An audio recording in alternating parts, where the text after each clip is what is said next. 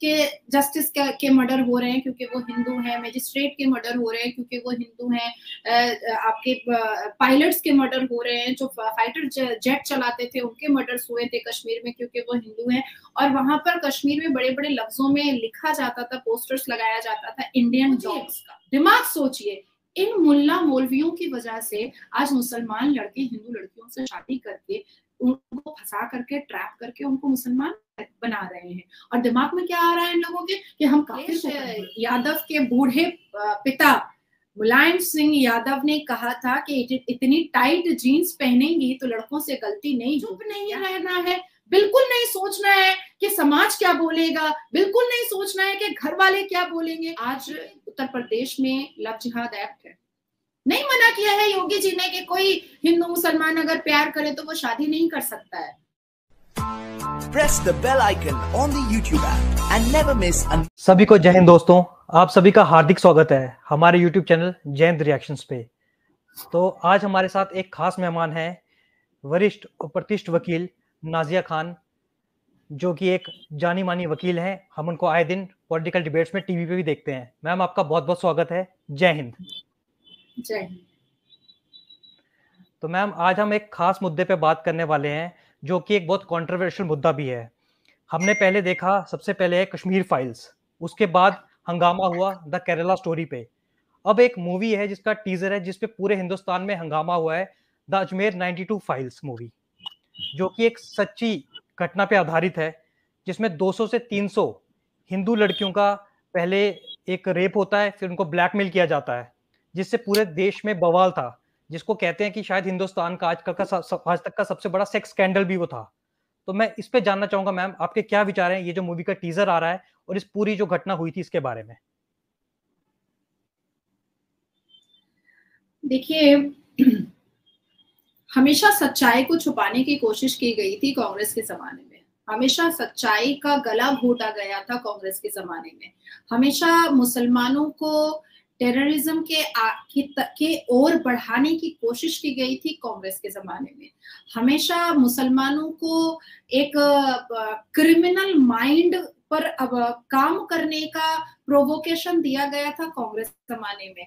अगर आप बहुत अच्छे से बहुत डीप डाउन जाकर के आप कश्मीर में पूछेंगे तो आपको समझ में आएगा कि ये जो परिवार था, जो वहां पर पीढ़ी दर पीढ़ी जो चीफ मिनिस्टर के चेयर पर बैठ रही थी, उन्होंने कितना कितना अपराध किया है।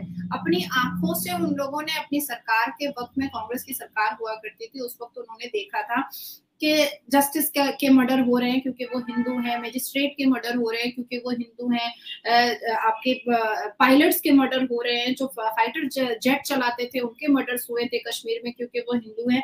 और वहां पर कश्मीर में बड़े बड़े लफ्जों में लिखा जाता था, पोस्टर्स लगाया जाता था इंडियन डॉग्स का, मतलब हम हिंदुस्तानी जो हैं वो कुत्ते थे उन मुसलमानों की नजर में। और नारे तकबीर और जिहाद के नाम पर मुसलमानों ने हिंदू पंडितों की बेटियों की इज्जत आबरू लूटी थी।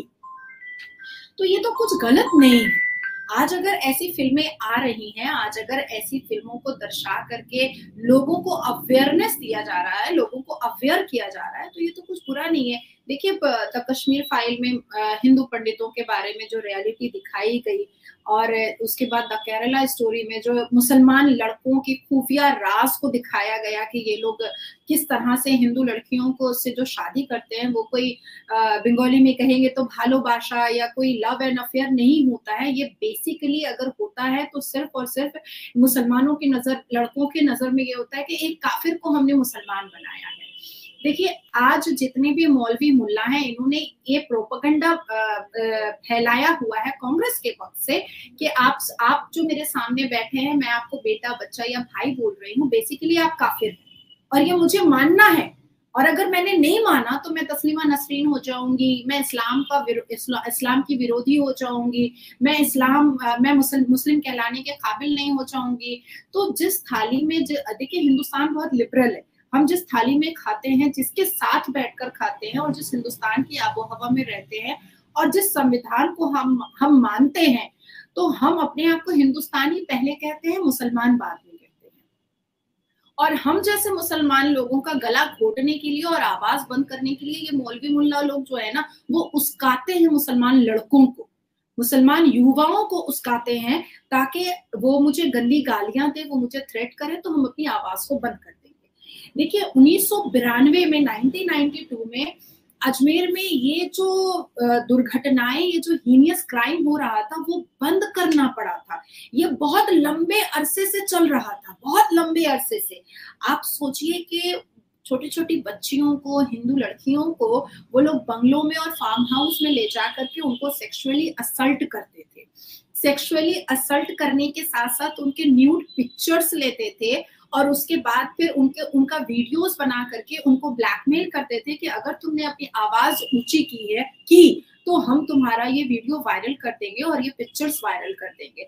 देखिए बहुत तकलीफ होती है ये जान करके, लेकिन जब हम अपने आप में देखते हैं ना, जब कुछ बात हमारे ऊपर आती है तब वो तकलीफ समझ में आती है। आज इन मौलवी मुल्लाओं की बेटियों का रिश्ता लगे और 50 आदमी हर दरवाजे पर जाकर पूछे कि क्या आपकी बेटी का कभी बलात्कार हुआ था, जिसका कोई प्रूफ आप दे सकते हैं। पर अजमेर और राजस्थान की बेटियों ने ये सहा है, अजमेर और राजस्थान की बेटियों के बाप ने ये सहा है कि उनका जब रिश्ता लगता था तो हजारों लोग, 500 लोग निकल जाते थे उनके बारे में ये पूछने के लिए, क्योंकि ये कान से कान में सिर्फ माउथ पब्लिसिटी होती थी कि ऐसा हो रहा है अजमेर में। अजमेर के जिसको इतना बड़ा हिंदुस्तान का मजार कहा जाता है, जिसको बहुत पाक और मुकद्दस जगह कही जाती है, वो अजमेर एक ऐसे हीनियस क्राइम में लिपटा हुआ था जिसके बारे में किसी को हिम्मत नहीं थी कि हम कोई कानूनी कार्रवाई करें या हम जाकर के इसको बोले। और तब सोशल मीडिया भी इतना ज्यादा, लोग अवेयर नहीं होते थे और सोशल मीडिया इतना ज्यादा वर्क नहीं करता था। आप सोचिए कि कांग्रेस ने कितने बड़े क्राइम को छुपाने की कोशिश की है और हिंदू समाज को कितना बड़ा इमोशनली धक्का दिया है, इस बात को आप सोचिए। और ये कोई प्रोपेगेंडा नहीं है, ये मूवी जो आ रही है जिसका ट्रेलर हम लोगों ने देखा है, ये फैक्ट पर बेस है। ये 100 मतलब 100 पे 100% ये मूवी फैक्ट है। देनबंधु चौधरी एंड संतोष गुप्ता, ये 2 एडिटर हुआ करते थे दैनिक नवजोत के। दैनिक नवजोत उस वक्त में एक हिंदी पत्रिका आया करती थी जो राजस्थान में और अजमेर में बहुत फेमस होती थी, जिसको लोग इतना पसंद करते थे कि इसमें फैक्ट न्यूज आता है।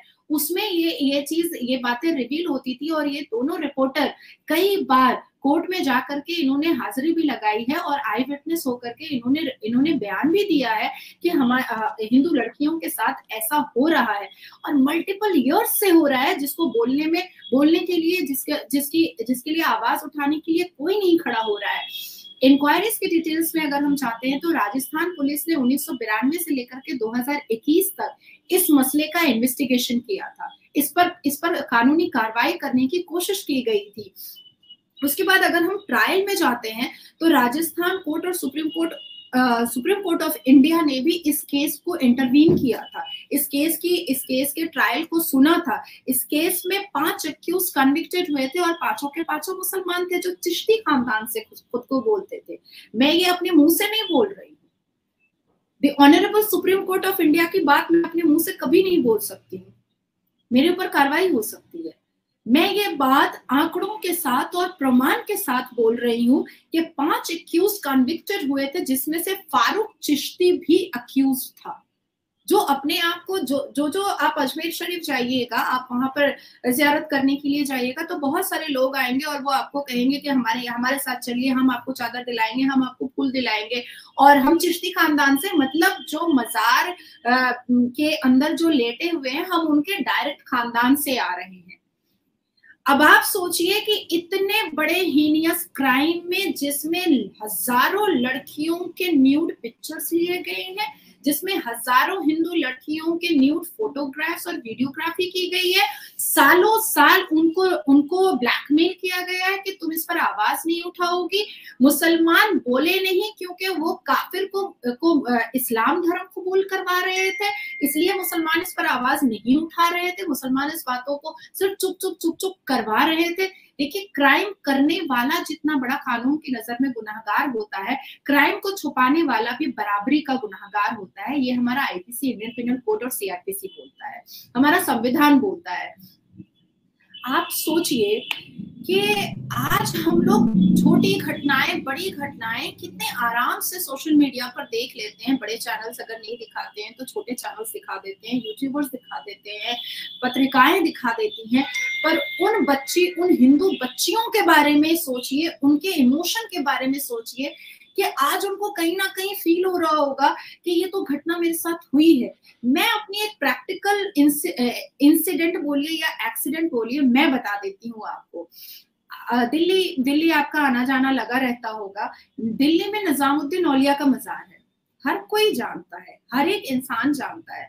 मैं अक्सर सुप्रीम कोर्ट के काम से मैं दिल्ली जाया आया करती हूँ। मेरे काफी खानदान के लोग दिल्ली में रहते हैं, मेरा आधा से ज्यादा खानदान दिल्ली में रहता है। तो वहां पर मेरी नई भाभी आई थी, वो थोड़ी सी मजारी बाबा टाइप की थी, तो वो गई 2-3 बार निजामुद्दीन औलिया। ये मेरा प्रैक्टिकल एक्सपीरियंस है। तो जब हम एंटर करते हैं वो फूल वूल वाले के पास से, तो एक लंबा सा सुरंग जैसा जगह जाता है जिससे हमको अंदर मजार की तरफ जाना पड़ता है। और उस सुरंग में मुझे कॉन्डम दिखाई दिया था। कॉन्डम मुझे दिखा और मैं अपने नंगे पैर से उस कॉन्डम को पकड़ करके मैं पूरा निजामुद्दीन औलिया के अंदर मजार तक लेकर के गई थी। और वहां पर जो छोटी हांडी और बड़ी हांडी का जो एक पैसा लेने का कारोबार मचा हुआ रहता है, तो वहां पर मैंने ले जाकर के रखा। मैंने कहा ये मजार में क्या है, ये मजार में क्यों है, ये कॉन्डम क्या कर रहा है मजार के अंदर, ये पूरी जमीन तो मजार की है। उन लोगों ने मेरे एक भी बात का रिप्लाई नहीं दिया और मुझे इस तरह से इग्नोर किया जिसका मेरे पास कोई शब्द नहीं है कि किस तरह से उन लोगों ने नेगेटिव व्यवहार मेरे साथ किया था। आज मुल्ला मौलवियों के बच्चे जो है अंग्रेजी स्कूल में पढ़ते हैं, कैथोलिक स्कूल में पढ़ते हैं, और मुसलमानों को वो सिखाते हैं कि बच्चों को मदरसों में पढ़ाओ।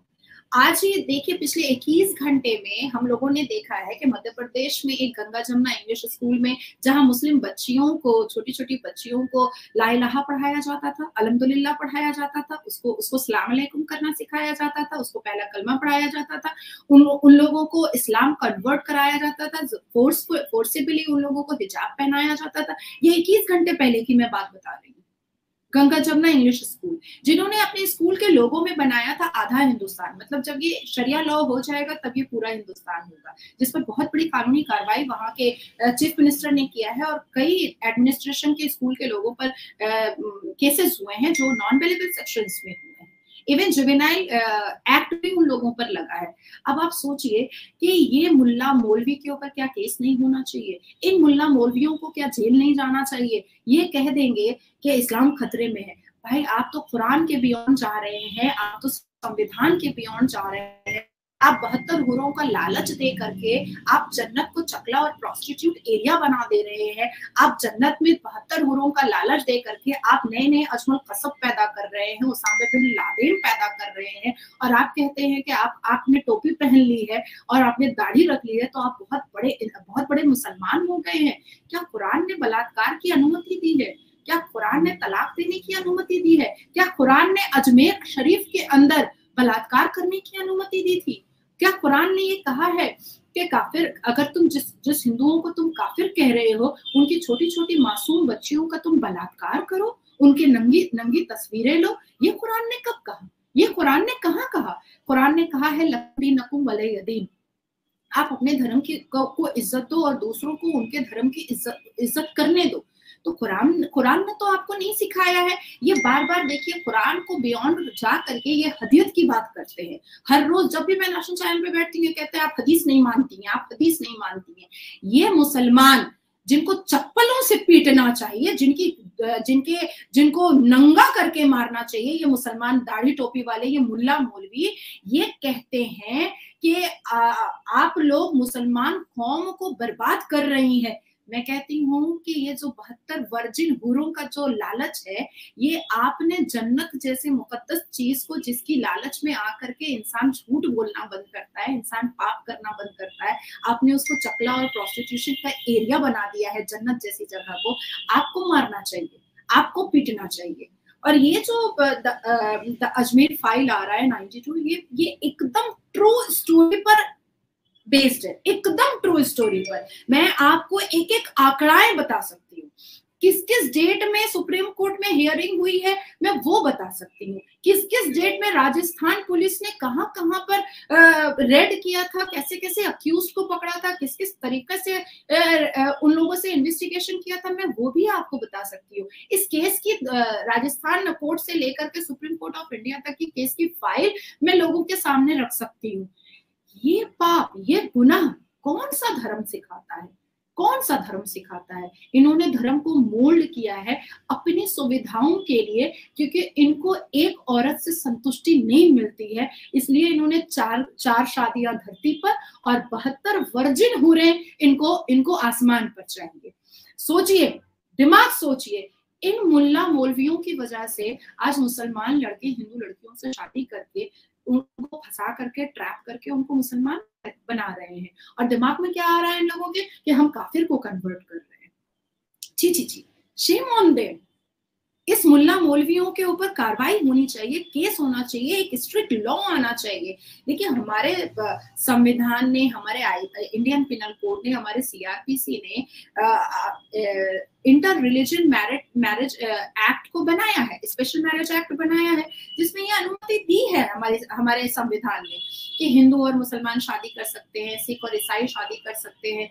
लेकिन ये जो एक प्रोपेगेंडा बनाया गया है, ये जो एक थोपने वाली चीज बनाई गई है कि अगर आप एक मुसलमान लड़का हिंदू लड़की से शादी करेगा तो उस लड़की को मुसलमान होना पड़ेगा, ये तो हमारा कानून नहीं बोलता है। आप क्यों जबरदस्ती मनाते हैं? अगर एक हिंदू लड़की मुसलमान बन सकती है तो एक मुसलमान लड़का भी तो हिंदू बन सकता है।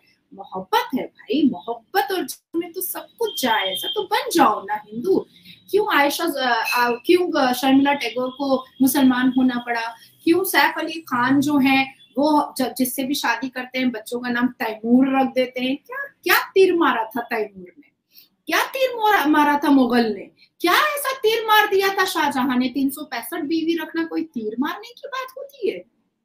क्या रहे हैं? सिर्फ न्यूडिटी और सेक्स को ये लोग प्रमोट कर रहे हैं, इसके अलावा और कुछ नहीं कर रहे हैं। आज हमारे देश में देखिए, हिंदुस्तान में ये मौलवी मुल्ला तब बात नहीं करते हैं जब सैफ अली खान मुसलमान नाम रख करके फिल्म में टेररिस्ट बनता है, तब ये कुछ नहीं बोलते हैं। तब इनकी जुबान में कुछ चला जाता है मुंह में, तब ये कुछ नहीं बोलते हैं।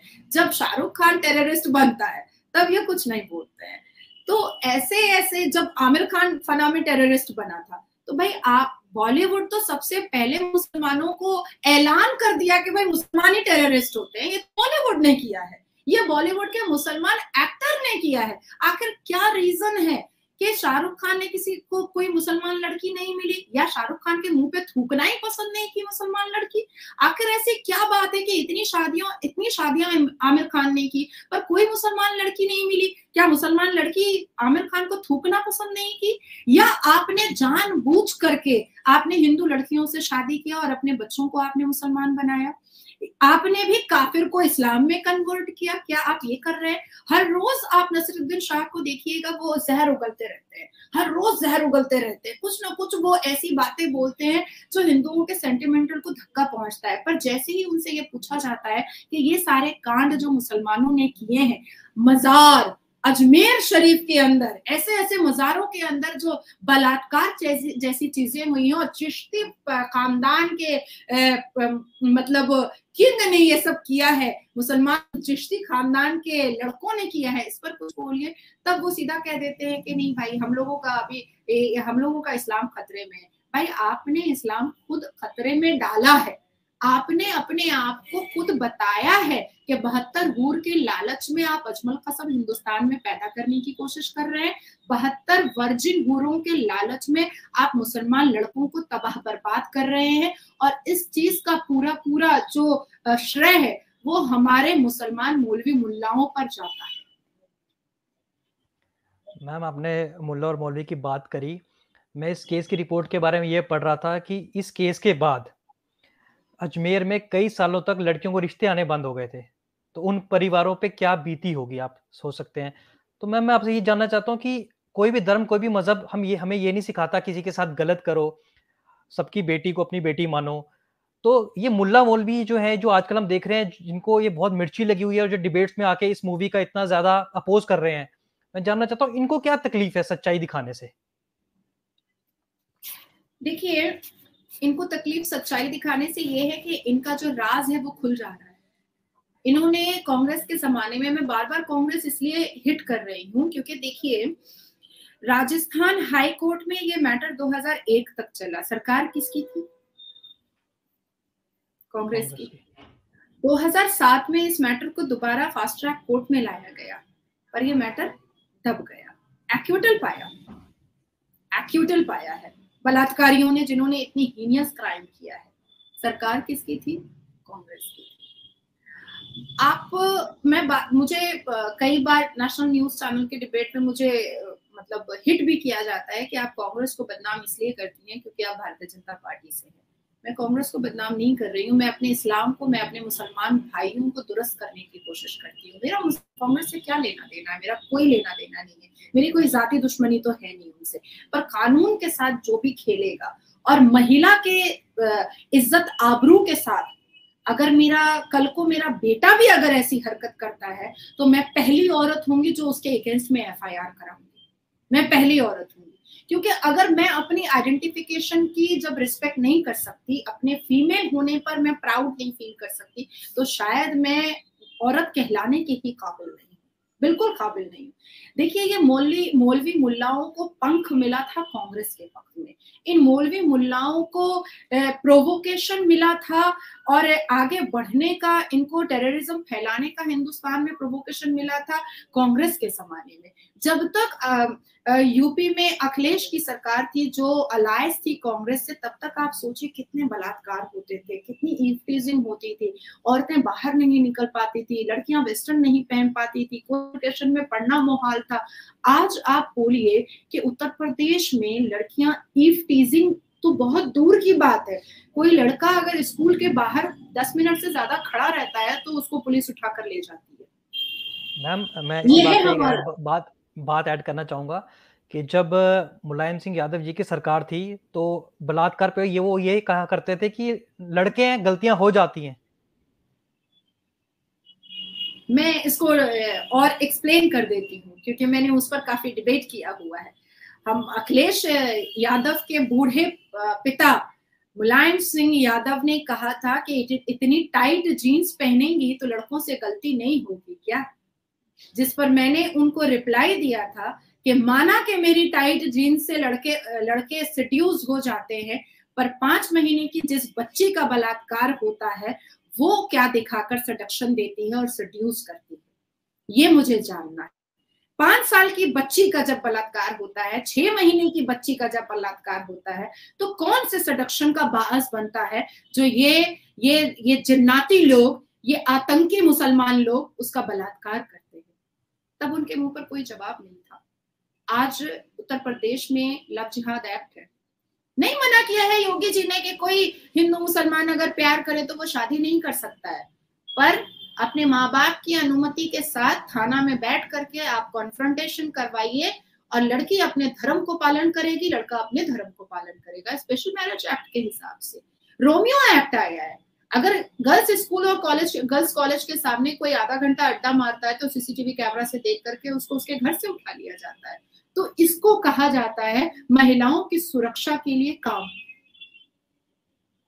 लीगल इनिशिएट, स्ट्रिक्ट और स्ट्रॉन्ग स्टेप।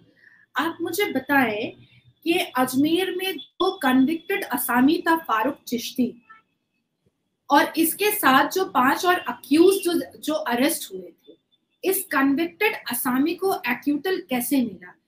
आज इस पर फिल्म दर्शाया जा रहा है तो मुल्लाओं को, जमायतुल उलमाए हिंद को, मुस्लिम पर्सनल लॉ बोर्ड को, ये तालिबानी और टेररिज्म मुल्लाओं को और इनके खुफिया जितने भी ऑर्गेनाइजेशन हैं जो कांग्रेस के वक्त से टेररिज्म यहाँ फैला रहे हैं, उनको बड़ा दर्द लग रहा है, उनको बड़ी मिर्ची लग रही है। क्या होगा अगर इसको फिर से रीओपन कर दिया जाए सुप्रीम कोर्ट की तरफ से? क्या होगा कि अगर मेरे जैसी मुसलमान नाजिया इलाही खान इस मैटर को फिर से रीओपन करना चाहे?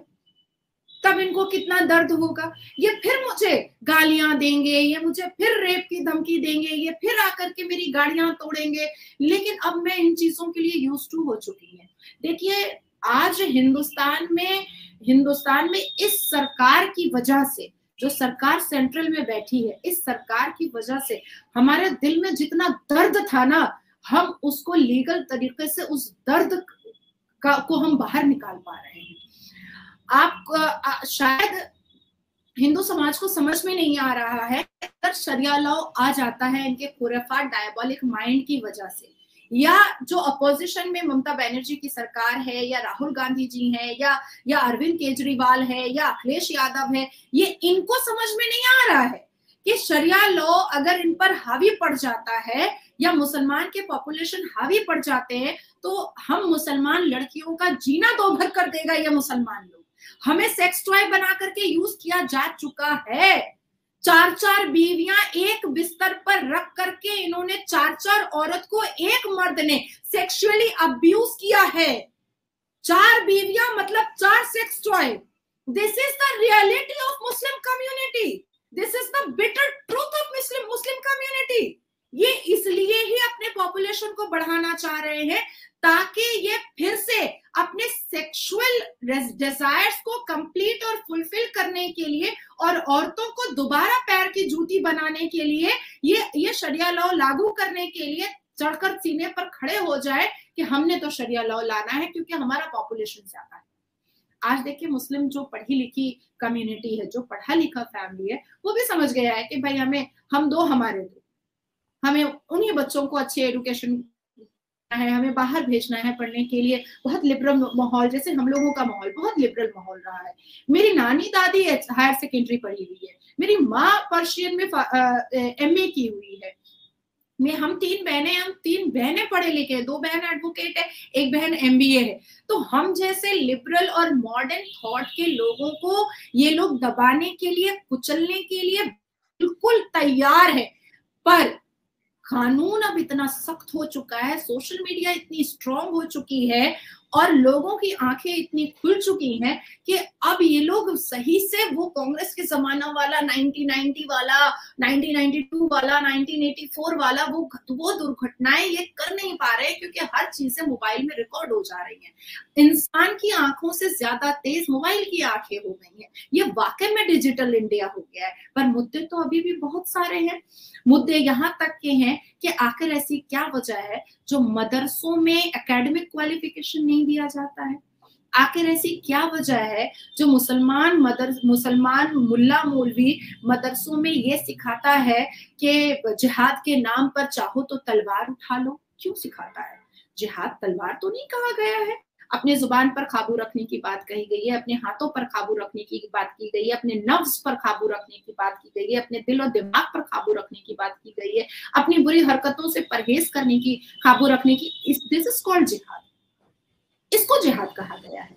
पर ये मुल्ला मौलवी ये मदरसों में सिखाते हैं और रटाते हैं कि भाई आपने तो वर्जिन 72 हूर चाहिए तो आपने तो ये काम करना पड़ेगा, और सेक्स के लालच में कि हम तो धरती पर चार के साथ सेक्स कर ही रहे हैं, तो अब आसमान पे जाकर के भी हमको सेक्स का गंद मचाना है जन्नत में, वो भी 72 लड़कियों के साथ, 72 हूरों के साथ। इसलिए हमने ये काम करना पड़ेगा। हम जितना बुरा से बुरा काम करेंगे उतनी सुंदर हूरें हमको मिलेंगी। तो this is the reality of Muslims. जी, तो मैम मैं आपसे जानना चाहता हूँ, जैसे इस केस के बाद हमने देखा था कि लड़कियां जो थी वो इतनी मजबूर हो गई थी कि अपने परिवार की इज्जत के लिए बहुत सारी लड़कियों ने इसमें सुसाइड कर लिया था, केस में गवाह बनने से अपना नाम पीछे कर लिया था। तो मैं आपसे जानना चाहूंगा, being an advocate and being a female, अगर कोई लड़की इस सिचुएशन में आती है जहाँ पे उसको ब्लैकमेल किया जा रहा है, जहाँ पे उसकी न्यूड फोटोज क्लिक की गई हैं, जहाँ पे उसको डराया धमकाया जा रहा है, तो बीइंग अ फीमेल लड़की क्या स्टेप उठा सकती है? एंड बीइंग एन एडवोकेट आप उसे क्या एडवाइस देंगे, क्या स्टेप लेने के लिए?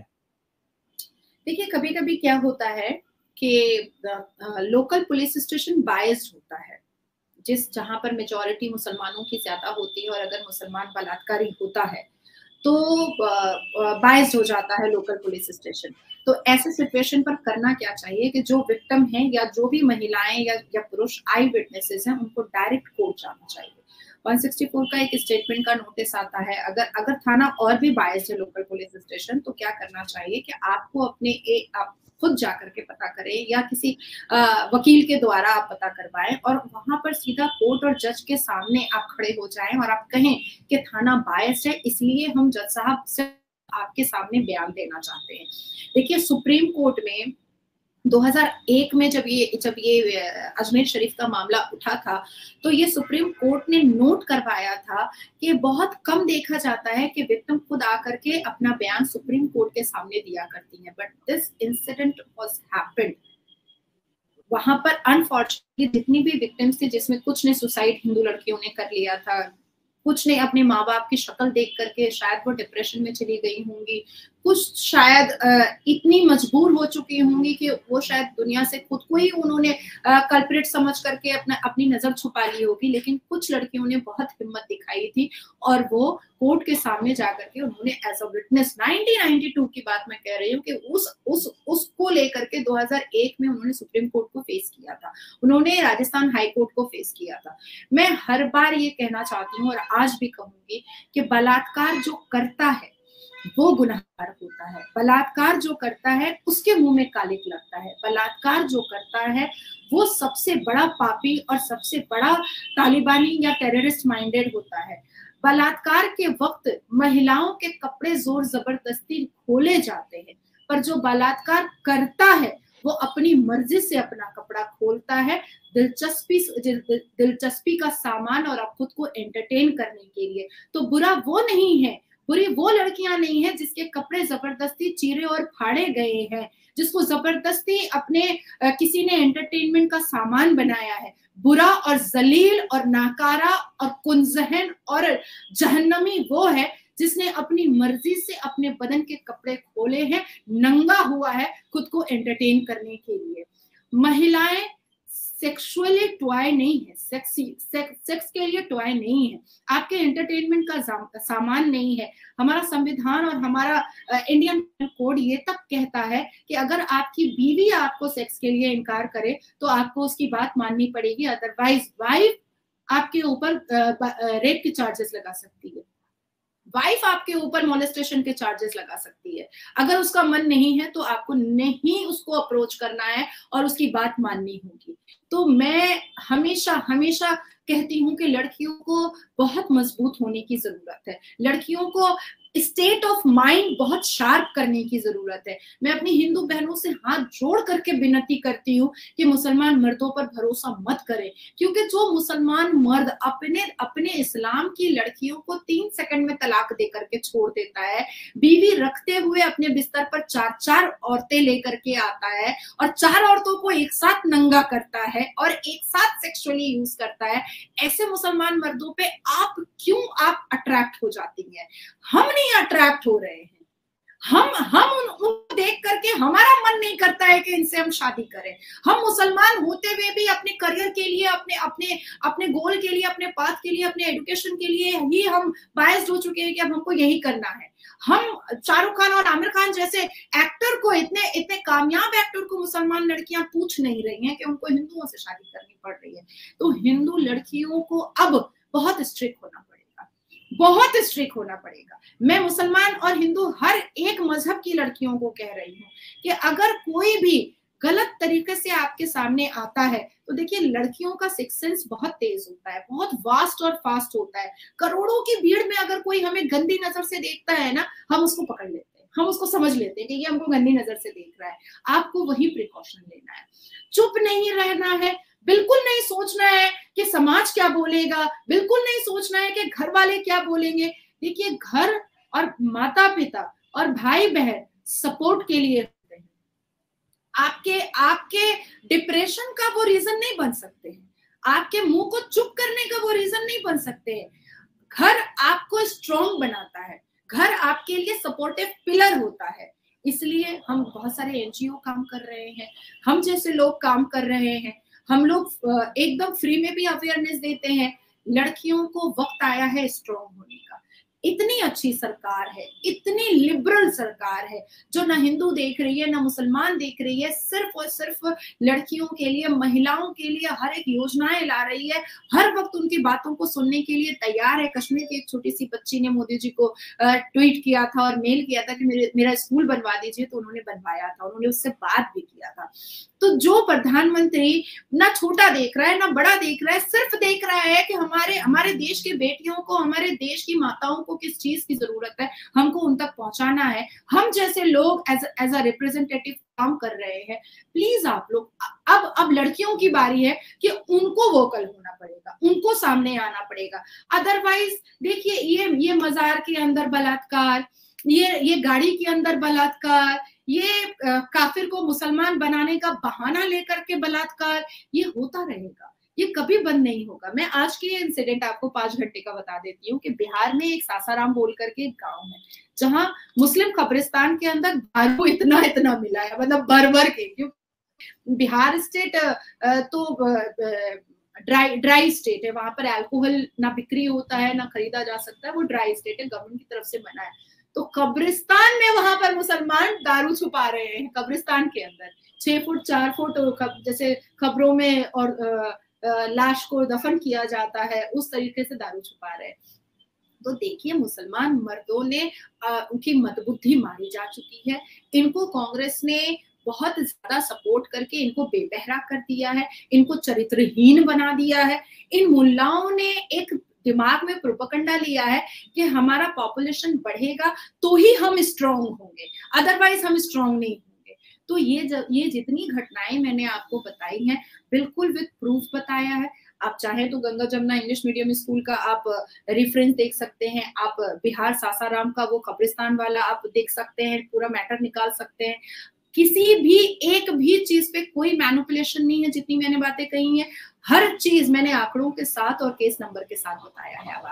अब आप मुझे बताइए कि बीइंग अ मुस्लिम, एक मुसलमान घर से पढ़ी लिखी औरत होने पर, एक बच्चे की माँ होने पर, अगर मेरी वजह से 10 लड़कियों की जिंदगी भी बचती है, अगर मेरी वजह से हमारी 10 हिंदू बहनें बच जाती हैं, तो मैं तो ये जारी रखूंगी, मुझे जितना भी धमकी और थ्रेट का मैसेज आ जाए। मैम, आप अपने नॉलेज से हमेशा ही सोसाइटी को अवेयर करती हैं, और मैं आशा करता हूँ कि आपकी आवाज़ सुन के बाकी लड़कियों को भी हौसला मिलेगा और उनकी आवाज़ भी बुलंद होगी। और आपका बहुत-बहुत धन्यवाद मैम कि आपने अपने बिजी शेड्यूल से हमारे लिए टाइम निकाला, और दर्शक आपको सुनना हमेशा ही पसंद करते हैं। बहुत-बहुत धन्यवाद मैम। जय हिंद, जय भारत। Thank you. मैं एक चीज और कहना चाहूंगी कि इस टाइप की मूवीज को हम सबको अप्रिशिएट करना चाहिए। ये जितनी भी मूवीज आ रही है, ये अवेयरनेस बेस आ रही है, किसी के जात और धर्म को हम लोग कोई दुख नहीं देना चाहते हैं या डिफेम नहीं करना चाहते हैं। सच्ची घटनाओं पर आधारित है ये सारी मूवीज, हम सबको मिल करके इस मूवीज को देखना चाहिए। जी जी, ये तो सच्ची घटना पे आधारित है। ठीक है, बहुत बहुत धन्यवाद मैम। Thank you. जय हिंद। अल्लाह हाफिज। जय हिंद।